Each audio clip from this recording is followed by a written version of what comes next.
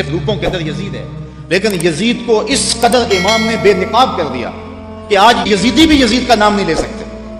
اگر کوئی یزید کا نام لیتا بھی ہے تو سر جھکا کے لیتا ہے، دائیں بائیں دیکھ کے لیتا ہے، نام لینے سے پہلے شرمندہ، نام لیتے ہوئے شرمندہ، نام لینے کے بعد شرمندہ۔ میں کہتا ہوں کیسا ہے تمہارا لیڈر جس کا نام لیتے تمہیں شرم آتی ہے، اور ہمارے لبوں پہ جب نام حسین آتا ہے سر فخر سے بلند ہو جاتا ہے۔ فخر کا دل میں دریچہ باز کرنا چاہیے، فخر کا دل میں دریچہ باز کرنا چاہیے، جن کا تو آقا ہے ان کو ناز کرنا چاہیے۔ اے حسین ابن علی تم پر سلام، نازش آل نبی تم پر سلام، تم پہ لاکھوں رحمتیں لاکھوں سلام، اے شہیدان محبت کے امام۔ لالا گوں لالا بدن لالا کفن، اے چمن اندر چمن، زندگی ہی زندگی تیری حیات، اے حیات اندر حیات، افتخار ملت بیضا ہے تو، رب کعبہ کی قسم یکتا ہے تو۔ فخر کا دل میں دریچہ باز کرنا چاہیے، جن کا تو آقا ہے ان کو ناز۔ یہ اجتماع ناز کرنے کے لیے، ہم آ حسین والے نہیں، ہم واہ حسین والے۔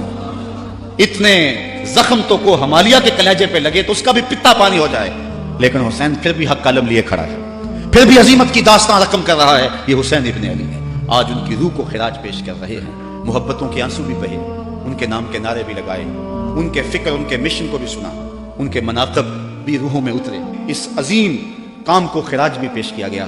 آؤ آج کے اس اجتماع میں عزم کر کے اٹھیں کہ ہم نقوش امام کو خضر راہ بنائیں گے۔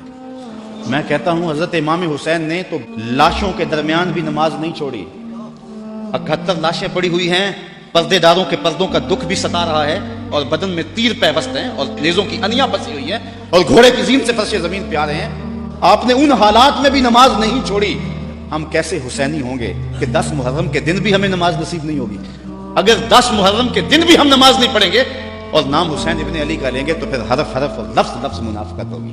آئیے ان کا نام لیتے ہیں تو ان کے نقوش پا کو بھی خضر راہ بناتے ہیں۔ حضرت امام حسین رضی اللہ تعالیٰ عنہ نے یزید کی بیعت سے انکار کیا، اور اس میں ہمارے لیے سیکھنے کی یہ بات ہے کہ ہم کبھی بھی کسی ظالم کے ہاتھ پہ بیعت نہ کریں۔ یہ جو مصلی کی امامت ہے، میں اپنے اس جملوں پہ آپ کی توجہ چاہوں گا، یہ جو مصلی کی امامت ہے یہ امامت صغرا ہے، چھوٹی امامت ہے، اور یہ تخت و تاج کی امامت جو ہے یہ امامت کبریٰ ہے، بڑی امامت ہے۔ ہم چھوٹی امامت کے بارے میں تو اتنے حساس ہیں کہ اگر کسی کے پاؤں کی انگلیاں بھی اٹھ جائیں تو ہم اس کے پیچھے کہتے ہیں نماز نہیں ہوگی۔ اگر کسی شخص کی داڑھی کا سائز چھوٹا ہو تو ہم اس پہ احتیاط کرتے ہیں کہ اس کے پیچھے نماز واجب الاعادہ ہے۔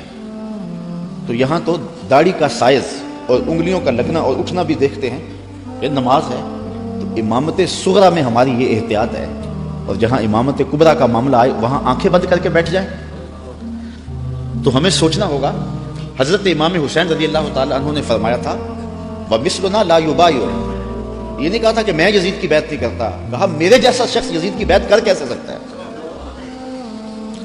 یزید فاسق مولن تھا، یزید شراب پیتا تھا، مسلمانوں کا قاتل تھا، فاجر تھا، اور امام حسین رضی اللہ تعالیٰ عنہ کی پرورش آغوش نبوت میں ہوئی تھی۔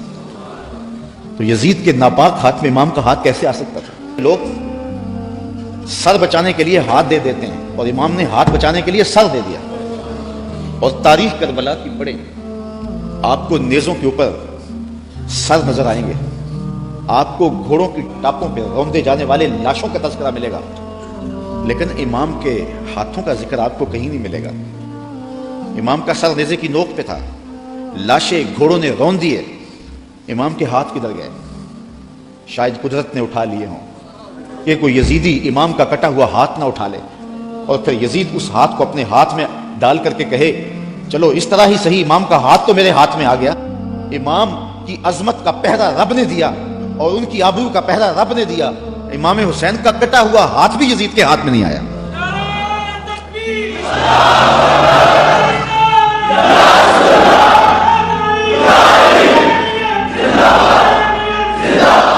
اور اس ہاتھ کو بچانے کے لیے مدینہ چھوڑا۔ مدینہ چھوڑنا کوئی آسان تو نہیں نا، 8 دن کے لیے حاجی جاتا ہے نا، مدینے میں رہتا ہے، اور جب چھوڑتا ہے تو قیامت ٹوٹ رہی ہوتی ہے۔ کسی نے پوچھا تھا عمرے اور حج کا ماجرا، تو میں نے کہا تھا کعبۃ اللہ پہ پہلی نظر مشکل ہے اور روضہ رسول پہ آخری نظر مشکل ہے۔ تو 8 دن رہنے کے بعد وہاں سے پلٹنا قیامت ہوتا ہے۔ اور جس نے زندگی مدینے میں گزاری ہو، جو پیدا مدینے میں ہوا، جس کے گھر کا دروازہ مسجد نبوی کے اندر کھلتا ہو، جس کا مسکن اور مولد مدینہ ہو، تو اپنی فکر کی آبیاری کے لیے اور یزید سے اپنے ہاتھ کو بچانے کے لیے آپ نے وہ شہر مدینہ بھی چھوڑا، شہر خوبہ بھی چھوڑا، پھر مکہ المکرمہ بھی چھوڑا۔ اگر حضرت امام حسین رضی اللہ تعالیٰ عنہ کا مدعا سلطنت کا حصول ہوتا تو اتنے تھوڑے لوگوں کے ساتھ آپ کبھی بھی سفر نہیں کرتے۔ ٹوٹل 145 افراد ہیں، بچوں اور خواتین کے سمیت، اور سارا مدینہ آپ کا مرید ہے۔ طلحہ بن عدی بن حاتم راستے میں ملتا ہے تو 30,000 کا لشکر آپ کی پشت پہ کھڑا ہونے کا عطیہ دیتا ہے۔ آپ فرماتے ہیں مجھے یہ بھی قبول نہیں۔ یزید کا مکروہ چہرہ بے نقاب کرنے جا رہے تھے اور اس شہادت کو چومنے جا رہے تھے جس کی بشارت رسول اللہ نے دی ہوئی تھی، اور پھر بڑھتے گئے اور اٹھنے والے قدم حضرت امام کے پیچھے نہیں ہٹے، اور قیامت تک لوگوں کو درس اور سبق دے گئے کہ حق کے لیے جان کا نذرانہ پیش کرنا پڑے تو یہ سودا سستا ہے۔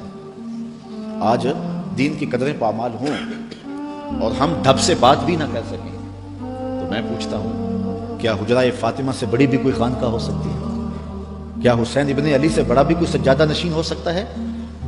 تو جب انہوں نے حق کے لیے اپنا سب کچھ لٹا دیا تو مجھے اور آپ کو اپنی زندگی کی ایک ایک ساتھ کو دین کے لیے پیش کر دینا ہوگا۔